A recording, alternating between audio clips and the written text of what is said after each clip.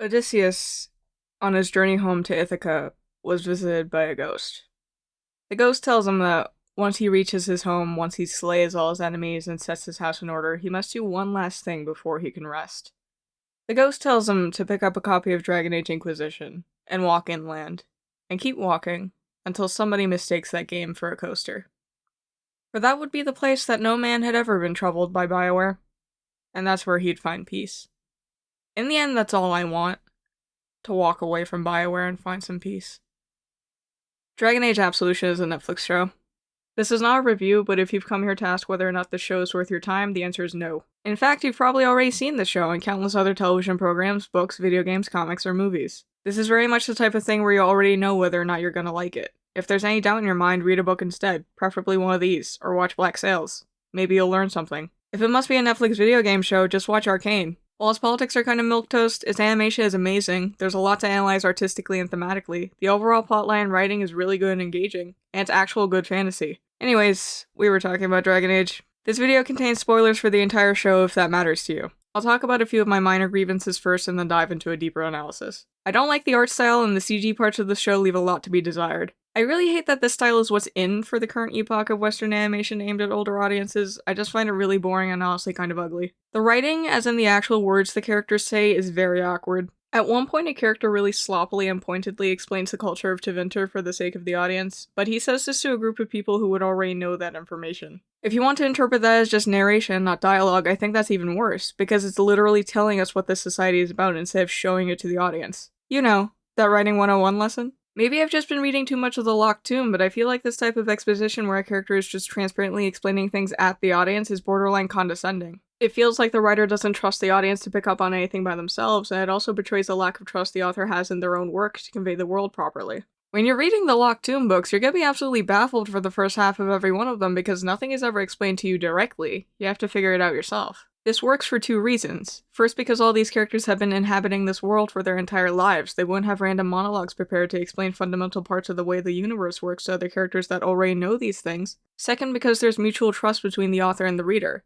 The author trusts the reader enough to not condescend to them, and the reader trusts the author enough to keep reading because everything eventually will fall into place. This type of storytelling is obviously not for everybody. I will readily admit that it took me a few tries before the series finally clicked for me, and it would be somewhat exhausting if every piece of media was written like it. But engaging with challenging media is good for you. It enhances your critical thinking and improves your reading comprehension. Your high school English teacher wasn't lying to you. I'm not saying this is the only way to convey the world of a fantasy setting. A lot of media conveys the world by having the exposition be delivered to a fish-out-of-water type character acting as an audience surrogate.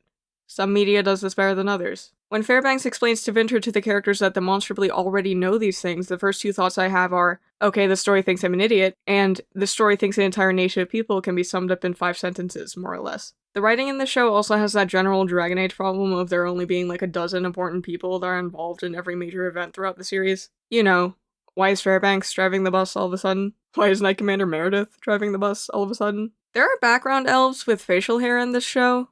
I personally don't care whether or not the elves in fantasy media can have beards, but isn't it like a whole thing in Dragon Age that elves can't grow facial hair? Hera is the only character in the show that thought to bring along a healing potion. I could have dismissed this as healing potions being either rare or expensive in this setting if we didn't see with our own eyes Quiddy and go shopping for magical items. This show opens by telling us Hera and Miriam have a fraught romantic past, and then Hera promises to Miriam that once this job is done, they'll live happily ever after. Hey, can you guess how the show ends for them? Not well. Having one of the two lesbians turn out to be comically evil and betray her own partner by the end? Incredible. Show-stopping. Wholly unique. Masterfully done. No notes at all. If you need me to spell it out for you, I was being facetious, and having one of the few lesbians in this franchise and one of the two lesbians in the show seemingly completely randomly turn out to be a villain who was using her love to manipulate her girlfriend the whole time is what we in the business call a bad look. There's one scene in particular with the main character Miriam that especially disappointed me. At one point during the mission, Miriam's hiding in a room and a young slave girl enters, trying to hide from her master's wrath. We get a few flashbacks to Miriam's past as a slave where she was physically and verbally abused by her master as a young girl. Very clear parallel here, right? Seeing this, I understand where the show is going. The very intricate plan the characters are trying to enact is going to be upended because Miriam is going to feel compelled to do something to protect this girl, because she sees herself in her. This happens in a lot of media where a character knowingly makes a choice that endangers themselves or their plans because of their personality and motivations. Some media does it better than others. The media that does it best makes the audience understand completely that really the characters had no other choice but the suboptimal one. They wouldn't be that character otherwise. So, in this show, Miriam just sells out the slave girl to her master, and she coldly smacks the girl away when she begs her for help, even though in the flashbacks we see her being constantly physically abused. I don't know if they decided against doing what I thought they were gonna do because the writers thought it was predictable or what, but doing the predictable thing, in my opinion, would have been much better than what we got. Because for this show to happen, something has to go wrong, and having it go wrong because the character chose something over their objective is how you do character building and have drama. To me, this scene didn't seem consistent with Miriam's established background and character traits, and it felt like a waste. With that out of the way, what's the show about anyway? Dragon Age Absolution is a show about a group of adventurers doing a fetch quest for a magical artifact. The party consists of Miriam, an edgy rogue with a tragic past, Quidian, a quirky mage, Roland, a puckish fighter, Lachlan, a dwarf, Hira, the worst character, and Fairbanks, who's driving the bus all of a sudden. Nothing about these characters' personalities really matters because they mostly just say whatever they need to say and do whatever they need to do in order for the plot to progress. And that brings us to the first major issue I have. Everyone in the show is a fucking idiot. Every one of the heroes is an idiot. Upon entering Tevinter, the show establishes that the heroes have arranged a safe house. Immediately after showing the audience this, the main characters decide to spend time at a bar. Eventually, some Tevinter characters pick a fight with them. The thing is, there is absolutely no reason for this to fucking happen except for the fact that every single one of these characters is an idiot. There's no reason for them to be drinking in a bar while on a mission when they literally have a safe house. There is no reason for Miriam to be going over blueprints in the middle of a public space. And then at the end of the fight, it cuts to Fairbanks recounting the bar fight to characters that were involved in the bar fight. Then Miriam gets angry at everyone for the bar fight happening, even though she very easily could have either reminded them of how stupid of a choice it is to be at a tavern while on a mission, or just stayed at the safe house by herself. This scene is emblematic of the problem I was talking about earlier. From the very start, you know these characters are not going to be making decisions motivated by their character traits and ideals. They're only ever going to be doing whatever the story needs to be done in order for the next scene to happen. This problem permeates the entire show. This bar fight never comes up again or has any consequences for the cast, by the way. Fairbanks is an idiot. At some point he figures out Hira intends to betray the party and chooses not to tell anyone. So there's that. Let's give him the benefit of the doubt and assume he only figured it out when he was alone with Hira right before he decided to attack her. He escapes the encounter with the artifact, but mortally wounded. When Miriam and the rest find him dying, what he doesn't do is use his last breath to say something to help his friends, something short and simple like, Hira betrayed us, or just gasped out Hira's name, which would also serve the secondary purpose of planting the seeds for some potential conflict and drama between the rest of the cast. In fairness to him, I can't stand these motherfuckers, so if I was in his place, their well-being would literally be the last thing on my mind at that moment. However, this also means that the only thing that keeps the rest of the cast in the dark is the fact that they, for some reason, just aren't suspicious of Hira until the plot says they're allowed to be. Because they connect the dots pretty quickly by the end. I can understand Miriam not being suspicious of Hira, but I do not understand Lachlan and Roland not being suspicious of Hira. Speaking of, Roland's an idiot. After Lachlan suggests there's a traitor among them given how suspicious the whole Fairbanks thing was, Roland rightly points out that there was no way it was Miriam, but then both of them just don't pursue that line of inquiry again, as if they have all their bases covered. Quidian's an idiot, but that's just her personality. She's the one character in the show where I can buy her stupidity being intentional. Congratulations, Quidian. Every Tevinter in the show's an idiot. Hira's an idiot for believing her ridiculous triple-crossing betrayal plan would ever work. You asked a Magister of Tevinter to betray his nation, give up a powerful artifact, and look completely incompetent while he did it, and he said yes. Even the show knows it's stupid, but they couldn't go as far as taking the next logical step of maybe not writing it that way. And she's an idiot for wearing her Tevinter family crest around in the open as if that would never catch anyone's eye. Razarin's an idiot. He somehow managed to delude himself into believing him and Miriam and Neb were raised as a family despite literally being present for the most traumatic events in Miriam's life. Even Tasia doesn't buy his shit, like, dude. Every guard in the show is an idiot because nobody ever decided to scrutinize Neb ever at all for presumably years. Tasia is an idiot for trusting that Razarin wouldn't do blood magic for some reason, despite the ample evidence he's freely provided to the contrary. Lachlan's an idiot, and his idiocy is multifaceted and staggering and requires deeper explanation. So Miriam and Hira are two lovers that share a tragic past. Allegedly. We're just told this and expected to believe it. As far as I can tell, before the events of the show, what caused the schism between them is that Hira went somewhere else without Miriam and she never got over it. Like, I understand a character having abandonment issues, that's a pretty powerful thing that can easily turn into a really compelling character flaw and define that character's whole, like, deal. But that's not actually a problem for Miriam, because her trauma revolves around the abuse she experienced as a slave. I don't even rightly understand why she didn't just go with Hira. I don't know about you, but my Inquisition wasn't even doing background checks. Anyways, in the first 10 minutes of the first episode, the entire main cast sees Miriam and Hira have a very charged dialogue implying there was mutual affection between them, and after an argument, they share a kiss. And after 7 minutes of show runtime, Lackland says something to Roland about his quote-unquote girlfriend, referring to Miriam, when he literally saw Miriam and Hira kiss. Absolutely fucking bafflingly, Lackland is gay. And before the girlfriend exchange, Quidian says to Lackland, "If you don't take him, I will." Referring flirtatiously to Roland. So does heteronormativity exist or not, guys? You can't just have both. And you especially can't have the gay character be the one that enforces heteronormativity because that doesn't make any sense. Let's just watch this scene together, okay? If you're trying to distract me, it won't work. Besides, your girlfriend's still gotta find a way into the palace. I don't have a girlfriend. Just to reiterate, at this point in the show, we know nothing except that Lackland responds to flirtation from Roland with dismissal in the most generous reading and aggression in the least. After seeing Miriam and Hira kiss with his own eyes, he still makes the girlfriend remark to Roland, and after Roland says he doesn't have a girlfriend, he appears to be shocked. You know what all this conveys to an audience? What the actual text of the show is saying is that Lackland is a homophobe. Why on earth would you write it this way if the intent of the narrative is to have Lackland and Roland end up together? This doesn't make any fucking sense! In Ursula K. Le Guin's essay, Is Gender Necessary?, she discusses the gender politics of her book, The Left Hand of Darkness, and talks about how the way the people in her book experience gender fundamentally impacts both the society they live in and every character in the story. The Left Hand of Darkness is an amazing book because it does what I think all great sci-fi does, and attempts to answer the question, if this aspect of society was fundamentally different, what would civilization look like? And what does that say about the world we live in? And because, unlike Dragon Age, Le Guin actually thought about what she was saying with her writing for more than 3 fucking seconds. What exactly are these scenes with Lackland trying to say, either about him or the world he inhabits?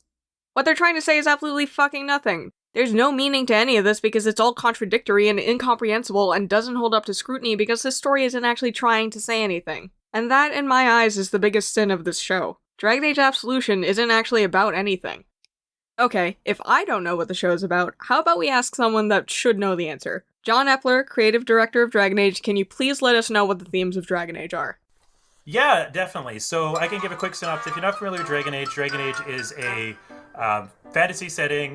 Magic is a presence in the world. It brings with it certain risks. It's, power has a cost, but it's also a very powerful, thing that people can tap into and use.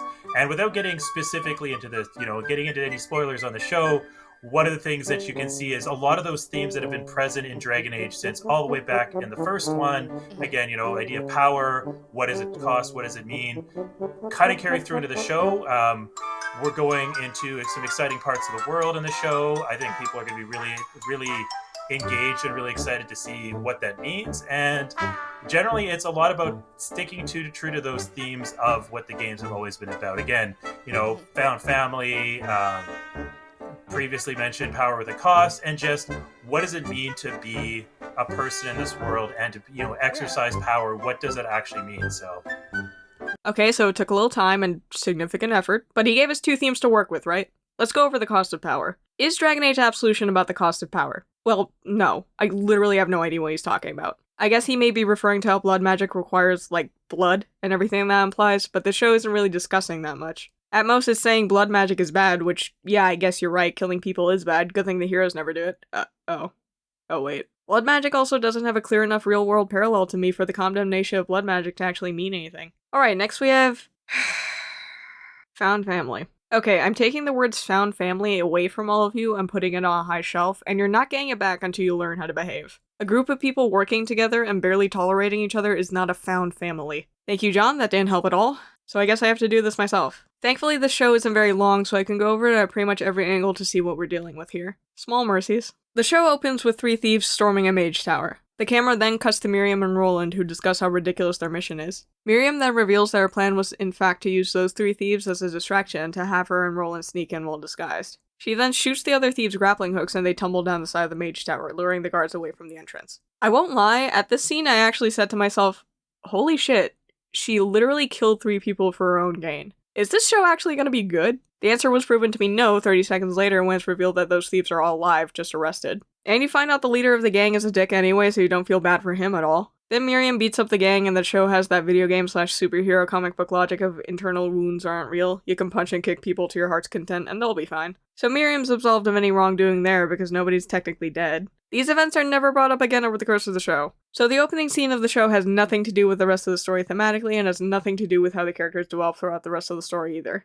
In the second episode, we're introduced to Razarin, a Magister, and Tasia, a Templar. This episode reveals that the artifact the heroes are chasing, the Circulum Infinitus, is capable of bringing someone back from the dead. However, the artifact requires blood magic to work. Razarin and Tasia are initially trying to figure out a way to use the artifact without blood magic for ostensibly noble purposes. There's a couple obvious ways this story could go. The story may be about how different characters handle loss and the grief that comes with it. I kind of want to say that's what the story's about, but it's so blink and you'll miss it. So there's 3 characters in this ensemble that have dealt with loss: Razarin, Miriam, and Hera. All 3 of them have dead families, but only Razarin cares that the Circulum Infinitus— that is such a silly name, I'm so tired of saying it. It's just the artifact now. Only Razarin cares about looking deeper into the resurrection thing. Miriam from the jump is opposed to using it. There's no internal conflict there, ever. She makes up her mind and sticks to it. This makes sense when Razarin had the artifact, because Miriam's primary motivation of wanting to be free overruled any good that may have come from the artifact. I buy that. That tracks. But at the end of it all, when Razarin is dead, she never even has a moment of doubt about the artifact. She never stops and wonders about what it would be like if it was different. What would have happened if the ritual worked under better circumstances? Also, a major reason Miriam is against her brother being resurrected is because she's disgusted by his corpse. Maybe it's my Locked Tomb brain acting up again, but literally why is that an issue for her? In fiction, we know nothing about actual real resurrection in this universe. We don't know what happens if you bring someone back. If it was the case that it would be a monkey's paw type situation and Neb would have come back wrong, of course Miriam would be in the right, but neither she nor the audience knows that. Watching this show, I'm just left baffled at what I'm supposed to be feeling because the core of the entire narrative isn't even adequately explained. Is Miriam making a sacrifice by refusing Razarin at the cost of a real chance at having her brother back? Or is she just correct in her belief that nobody can be brought back the same after dying? I don't know. Then there's Hera. Hera's such a bizarre character. Her motivation is revenge against the whole of Tevinter because the Magisters decide to kill her family for standing up against the status quo. So the plan she formulates to enact her revenge is to set up a heist to fail so she can sell her own girlfriend back into slavery in exchange for the artifact. And just for reference, her family was killed for being against slavery. My family was the cream of Tevinter once. Wealthy, influential, until we tried to help the people that people like you enslave. Then give the artifact to Knight Commander Meredith, who will then somehow use it to wage war against Tevinter and destroy the country. And somehow this will vindicate her.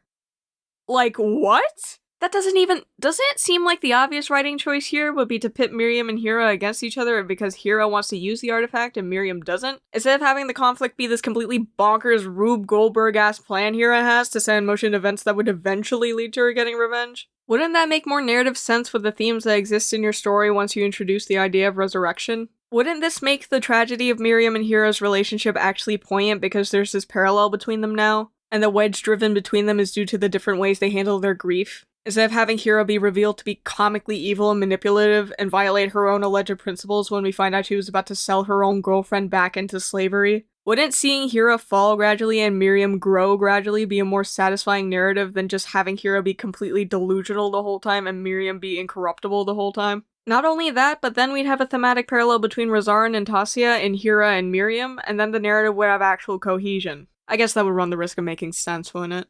Just so many opportunities were wasted here. Okay, so Absolution's not about any of that. What else could it be trying to say? Beneath the temple the heroes have to rob, there's an old chamber housing a high dragon. At the end of the show, when Razarin is defeated, the heroes heal the dragon and let it fly free. And this happens. And if I were chained in a basement for 1,000 years, all I want is to be free. We're drawing a parallel between a literal animal and someone that was enslaved, huh? You know that thing's just gonna ravage the countryside, right? I changed my mind, I'm not even gonna dignify this with a response. Alright, so we got one last thing here. The title Dragon Age Absolution must mean something, right? Who or what are we absolving? Are we absolving the villain, Razarin? Well, no, he's just evil and he dies at the end as evil as he always was. Are we absolving Hera for leaving Miriam to join the Inquisition? No, actually, she's evil too and, like, really deeply evil. Are we absolving her for betraying Miriam? No, actually, she actively refuses to be forgiven. Are we absolving the protagonist Miriam? Well, no, because she doesn't really do anything wrong. She kills slave owners and beats up thugs. These aren't things to feel bad about. Is she being absolved for killing her brother? Okay, she killed her brother in self-defense after he was possessed by a demon. You can hardly fault her for that. Even so, we don't even know she has a brother until halfway through the show, and I've said before his death isn't even the biggest part of her foundational memories. Miriam also doesn't struggle with guilt for killing her brother throughout the story because the situation was literally not her fault. Her brother also doesn't say anything like, "I forgive you," when his ghost briefly appears, so that's not it. So in this show, the evil people stay evil and the good people stay good. Nothing's being absolved. This is the part where I make a cheap dig saying we should have called the show Dragon Age Absurdity or Dragon Age Audacity or something. I've been burying the lead a little here, being a bit unfair. There is actually one consistent theme running throughout all of Dragon Age Absolution. The message of the show is, some people are just ontologically evil. Let me explain. This is how the entire nation of Tevinter is explained to the audience. There is no reason to mistrust what Fairbanks says here because the narrative never contradicts him. It's easy to think Tevinter is the same as any other country, but it's not. Magic rules there, and those who have it rule everyone else. Templars don't protect people from mages who turn evil. Instead, they act as enforcers for powerful mages called magisters. They have their own religion, the Imperial Chantry, and their own magic-wielding divine to lead it. Qunari are hated, and most elves live in outright slavery. Blood magic, raised corpses, and demons may be frowned on officially, but magisters are the officials, so they tend to turn a blind eye toward anyone with power. Okay, so Tevinter is a corrupt nation of slave-owning mage tyrants. It is wholly unique in its evil, as stated by Fairbanks. Fuck my drag, right? Anyways, moving on. The two primary villains of the show, Rosarin and Hera, are both from Tevinter. Here's Rosarin's final scene in the show.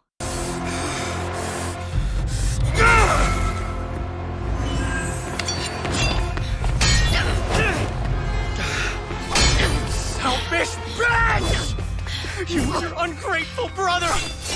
You were mine! Rosarin lives evil and dies evil. His goal to figure out a way to use the artifact without bloodshed was solely for the purposes of growing his own power and bringing his slaves back under his control. As it turns out, he also doesn't have any qualms about using blood magic either. There is no ambiguity surrounding his morality. Here's Hera's last scene with Miriam in the show. I just need you to say that I'm more important than this. I wish I could. Throughout the entire show, Hero is manipulating Miriam and the other characters in order to go on a deranged revenge quest. Even when offered the chance at redemption, at a happier life with her partner who would forgive her if she would just say her love is more important than her vengeance, she doubles down. Despite her hatred toward Tevinter being caused by it hurting everyone she loves, I hate Tevinter. This place hurt everyone I love. she decides to hurt someone she loves because Tevinter hurt everyone she loves. She lives evil and continues to be evil. I can't keep this in anymore. Hera's the most nonsensical, ridiculous, and over-the-top villain Dragon Age has ever come up with, and we're talking about fucking Dragon Age here. I'm sure some of you are thinking, now hold on. Tasia is from Tevinter and isn't evil. Tasia is a cop whose job it is to uphold the status quo of the Magisters. This is related to us in no uncertain terms by the show, and by that token, she is also evil. So there we have it. Every human character from Tevinter is evil, stays evil, and cannot be turned from evil. The very nation itself is rotten and irredeemable, and people are corrupted by it by proximity, and you cannot save them. Once again, from the mouth of the protagonist of this show, here we have it. You were right, Hera. Tevinter is an evil place, and I know what it feels like for that hate and that fear to infect you, but you can't let it. So yeah, everyone from Tevinter is ontologically evil. That's the moral of the story. I'm gonna read a quote from The Left Hand of Darkness and just leave it there for you to chew on. How does one hate a country or love one? Tybe talks about it, I lack the trick of it. I know people, I know towns, farms, hills and rivers and rocks. I know how the sun at sunset in autumn falls on the side of a certain plowland in the hills. But what is the sense of giving a boundary to all that? Of giving it a name and ceasing to love where the name ceases to apply? What is the love of one's country? Is it the hate of one's uncountry? Then it's not a good thing. Is it simply self-love? That's a good thing, but one mustn't make a virtue of it, or a profession. Insofar as I love life, I love the hills of the domain of Estro, but that sort of love does not have a boundary line of hate. And beyond that, I am ignorant, I hope.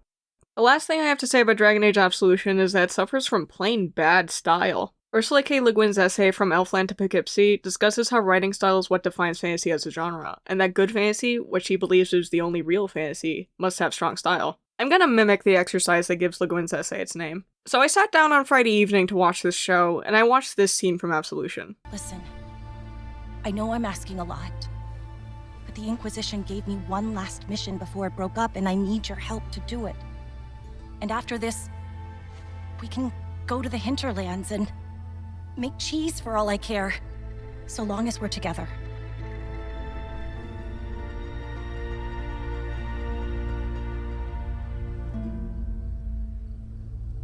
What's the job? At that point, I decided to get up to get some water and saw someone watching a heist movie in the living room. A couple of secret agents were talking to each other in a grimy alleyway lit by neon lights. I lingered for a second to watch a scene from it. One character was trying to coax another out of retirement and into going on a heist. One last mission. The first says, "Listen, I know I'm asking a lot, but the agency gave me one last mission before it broke up and I need your help to do it. And after this, we can go to Poughkeepsie and deliver mail for all I care so long as we're together." After a moment of brooding contemplation, the second gruffly asks, "What's the job?" As Le Guin said, if it was fantasy, I couldn't have pulled that dirty trick on it by changing 4 words. You can't clip Pegasus' wings that easily, not if he has wings. So the point of all that was to say, if you swap out the words whenever anyone says a Dragon Age proper noun, you could have told me this was an elaborate marketing stunt for a new Dungeons & Dragons supplement, and I would have believed you. If you go all the way and also have the characters take off their elf ears and Renaissance fair costumes, you could plant the story in another genre entirely. In the words of Le Guin, the general assumption is that if there are dragons and hippogriffs in a book, or if it takes place in a vaguely Celtic or Near Eastern medieval setting, or if magic is done in it, then it's fantasy. This is a mistake. A writer may deploy acres of sagebrush and rimrock without achieving a real western, if he doesn't know the West. He may use spaceships and strange immune bacteria all he pleases, and never be anywhere near real science fiction. He may even write a 500-page novel about Sigmund Freud which has absolutely nothing to do with Sigmund Freud. It has been done, it was done just a couple of years ago. And in the same way, a writer may use all the trappings of fantasy without ever imagining anything. While Le Guin was talking about books, I believe her criticisms of weak style can be extended to other mediums as well. In the way good written fantasy, real fantasy, has strong written style, I believe a good fantasy show should have strong visual and oral style in addition to its writing. I don't want to inadvertently wind up defending this show because it neither needs nor deserves it, but I would be remiss if I pinned that entirely on Absolution itself. I feel like most of the reason why Absolution doesn't feel distinctly fantasy or distinctly Dragon Age to me is because Dragon Age as a series has no coherent identity. There is no consistent musical style or motif between the game entries or the show. There is no visual cohesion between the games or any of the supplementary material. There is no thematic consistency between the games because the games refuse to take any sort of stance on anything. They don't even maintain consistency between the accents of different cultures, and that's true throughout the games and the show. Besides the name plastered on the cover, what exactly does every installment of Dragon Age have that binds the series together? I'm asking this honestly. You can't just say something like, oh, Dragon Age has Darkspawn. BioWare doesn't have a monopoly on zombies. Well, Dragon Age has Grey Wardens, you may say. Well, the game about the Grey Wardens didn't even have a consistent visual aesthetic for them. That came later. Ah, I know I've got you beat right now, you may be thinking to yourself. The Qunari are entirely unique to Dragon Age. BioWare did not invent Orientalism, they just never managed to get over it. If you're trying to convince me the concept of humanoids with horns is unique, I'm afraid it's already too late for you. Every game has dragons, right? Oh yeah, you're absolutely correct. Argument cancelled. Go home, everyone. I'm being facetious, of course, but the core of the problem with Dragon Age to me is that it's, as Ursula K. Le Guin puts it, a game. A pure pretense with no ulterior motive whatever. It is one child saying to another child, let's be dragons, and then they're dragons for an hour or two. Because Thedas as a setting is just not interesting. The world does not feel real in the way it feels real in good works of fantasy. Ferelden is a Renaissance fair, Orlais is an excuse for masquerades, Tevinter is just evil, Parvon is the Orient, and I literally had to look up what it was called. Just for fun, here's John Epler floundering for a minute about what Thedas as a setting is about. It feels like the kind of story that could only be told in Dragon Age. Even if it is a show versus a game, it still feels like part of that same world, part of that same universe, that same IP. So, from your experience in working on the show, for those who haven't played the game, do you feel like this will be a good starting point for them to kind of get wrapped into the world and develop like intense love for the world? Absolutely. I think there's a lot of stuff that, you'll get different You'll get a little bit extra in some places if you played the games, because you'll get a reference here, you'll get, oh, I know what they're talking about here. But even if you've never touched a Dragon Age game, you never even know what Dragon Age is, I think it still tells a really good self-contained story with a lot of the parts of the IP that are present in it, that if you did go from playing it, you're like, you know what, I want to now play a game. I want to play one of the Dragon Age games. You're getting a lot of background, you're getting a lot of history and a lot of characterization of the world. Because one of the things we've always said about Dragon Age is the world is a character in and of itself. It's not just the people, but the world exists as a character too, and that's really true in the show as well. And a great thing about Dragon Age, again, is that it's such a big world with so many different characters, so many different things going on. You can build this kind of story that feels like, yeah, this feels like this feels true to the part IP, of the true world. to the game. Yes. And it's, and you know, and part of Dragon Age has always been that we go through these different, like, we have these different feelings of each game. So even from that perspective, it's not really that different from what we've done with the games before, where we're telling a bunch of different stories, where ultimately there are connections between them, but you know, maybe they're not immediately apparent. That said, it still feels like part of the same game, part of the same world. And these stories ultimately are building the world of Dragon Age. They're building out these pieces of this world, these parts that maybe we haven't had a chance to go to in the game. So again, they feel true to the spirit of the IP, but it's also an opportunity for the Absolution team to tell a story that really speaks to them, that they really want to tell, as opposed to us saying, we need you to tell this story with this character, with this thing. It's really been a really great collaboration of hearing their own takes on, you know, some of the themes that have come from Dragon Age, but filter through their own viewpoints, through their own experiences. And it's been really exciting to see that happen, I think. No, John, the setting is not a character because the setting doesn't ever actually affect the story being told. You could take a plot from any Dragon Age media, file off the serial numbers, and nothing about the experience would fundamentally change. You cannot seriously look me in the eye and tell me with a straight face that a heist story can only be told in Dragon Age. There are stories in which the setting actually affects the context of the narrative. See any book written by Ursula K. Le Guin. See the book The Traitor Baru Cormorant, the best fucking book ever. In that book, the setting is a character in itself because it both informs the narrative and ties into the themes of the work as a whole. The reader only catches glimpses of Terranok before it's conquered by the Empire because that's the way the main character also experienced her homeland, and it reflects the theme of colonialism destroying identity. The land of Ardwin is harsh and unforgiving just like the people that live in it. Its physical landscape informs the way every character behaves because traversing it is an actual obstacle. The resources the characters have access to or can acquire because of the geography has significance to the plot. The Dukes of Ardwin and the duchies they rule are in fact one and the same. The physical land they belong to and the conditions they inhabit inform every aspect of their characters. I could talk about that book for hours. Maybe you're thinking, yeah, Dragon Age Absolution isn't exactly high art. It's just cheap fun for a Friday evening, and that's not a crime. Well, let me borrow again the words from Le Guin because she says it better than I ever could. To create what Tolkien calls a secondary universe is to make a new world. A world where no voice has ever spoken before, where the act of speech is the act of creation. The only voice that speaks there is the creator's voice, and every word counts. This is an awful responsibility to undertake, when all the poor writer wants to do is play dragons, to entertain us all for a while. Nobody should be blamed for falling short of it. But all the same, if one undertakes a responsibility, one should be aware of it. Elfland is not Poughkeepsie. The voice of the transistor is not heard in that land. And lastly, I believe the reader has a responsibility. If we love the stuff we read, we have a duty toward it. That duty is to refuse to be fooled, to refuse to permit the commercial exploitation of the holy ground of myth, to reject shoddy work, and to save our praise for the real thing. Because when fantasy is the real thing, nothing, after all, is realer. Thanks for watching.